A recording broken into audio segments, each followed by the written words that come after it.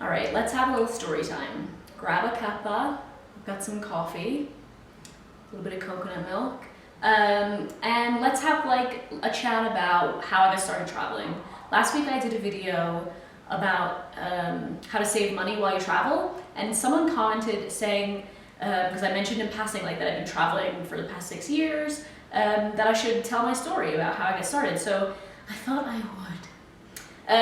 The story starts probably September 2008. I am really old. I was a junior in college and I decided to go on like a semester exchange program. So I studied abroad in Switzerland. It was amazing. There were a couple of other people from the US, but mostly people from Europe, people from Australia, and one person in particular from the UK.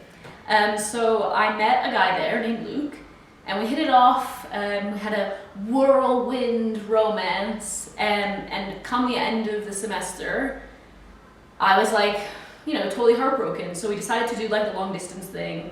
I went back to the US to finish my degree. He went back to the UK to finish his.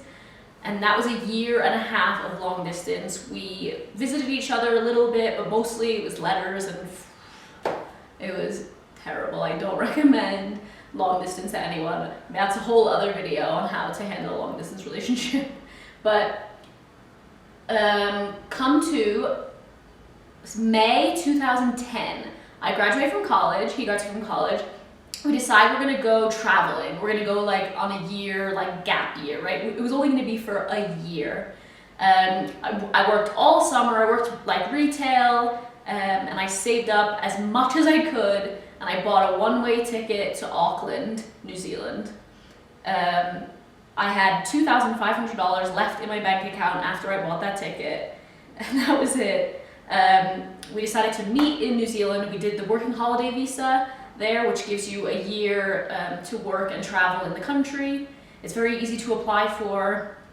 And we thought we would work in New Zealand for maybe 6 months, and we would save up tons of money, and then we would be able to travel for the next 6 months through Australia, Japan. We would be able to go to Vietnam and Thailand and all these places.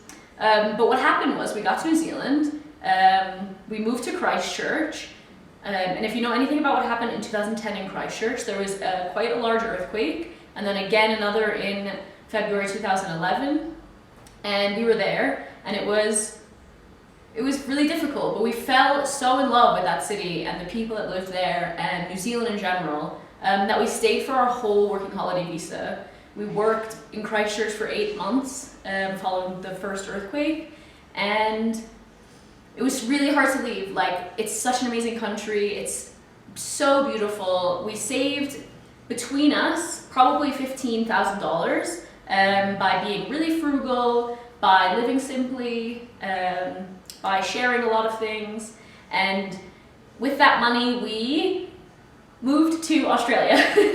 So we still didn't go travel. I mean, we traveled around New Zealand. We camped loads of places. We saw the Rugby World Cup. We traveled all around the South Island while we were living there. We did woofing, which is like work exchanges. We didn't woof. We worked like at people's houses and things. But we worked there in Nelson. We traveled up through the North Island and did similar things. So we traveled New Zealand, but then we moved to Australia. We spent 3 months in Melbourne working, and then decided, because we had a few friends living in Sydney, that we would live in Sydney. So similarly, we got a working holiday visa in Australia. Again, apply online.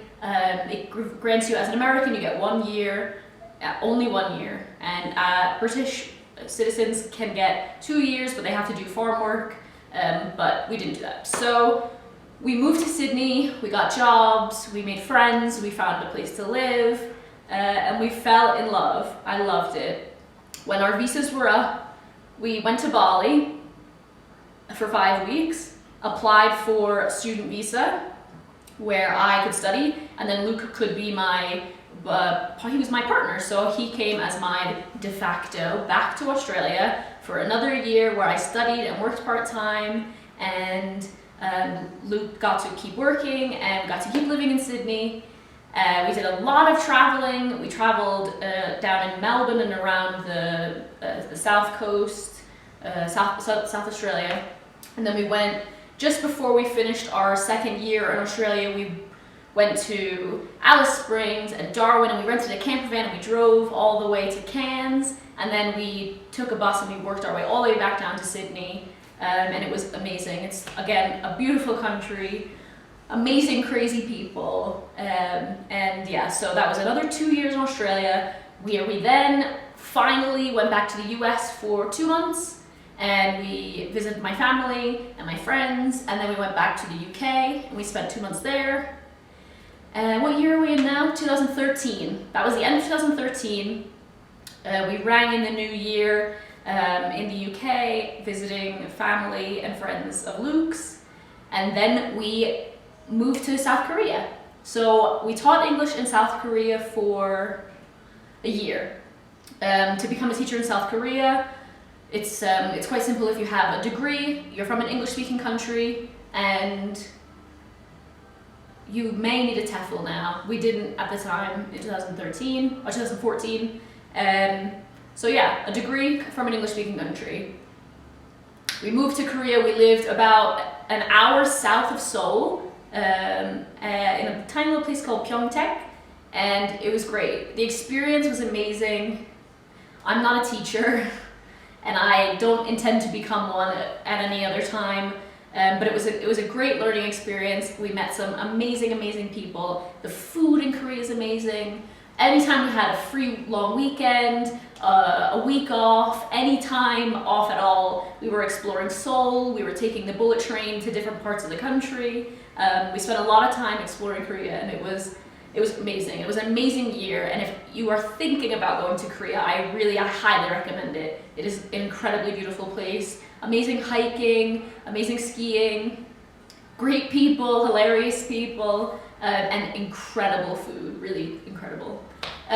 So we left Korea and we'd finally saved up enough money. Between us, we'd saved over $30,000, and we traveled for 5 months. So we left Korea and we went to Japan.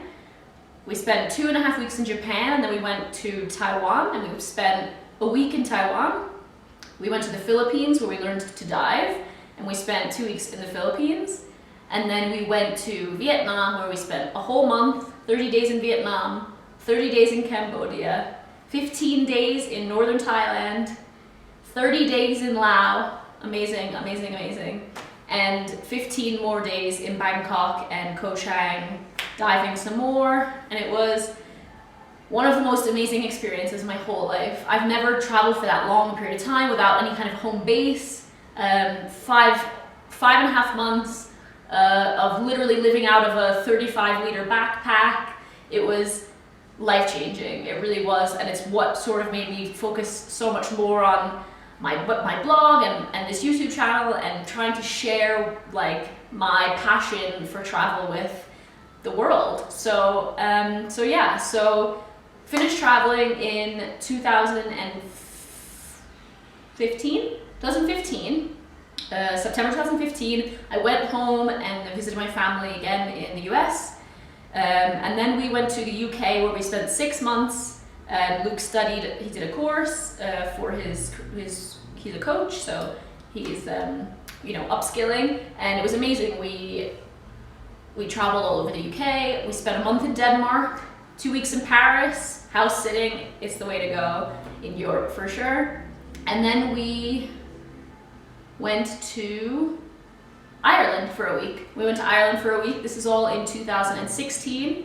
And then in July 2016, we moved to Mexico City.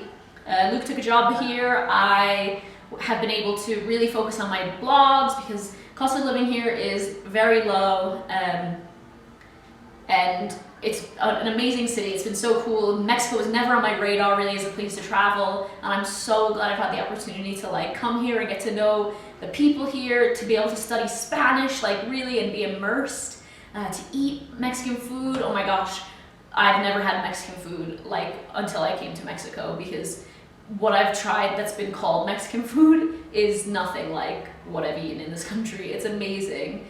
We've been to beautiful beaches, amazing mountains. We live in the mountains at 7,600 feet.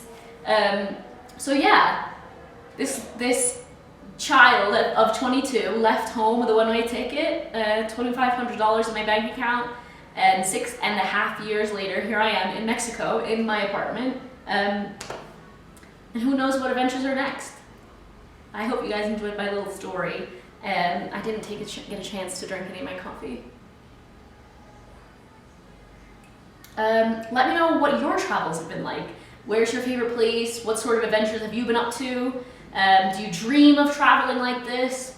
Do you have questions about any of the jobs that I've done, or the working holiday visas, or teaching English, or Mexico? Let me know in the comments, and I will definitely create some more videos.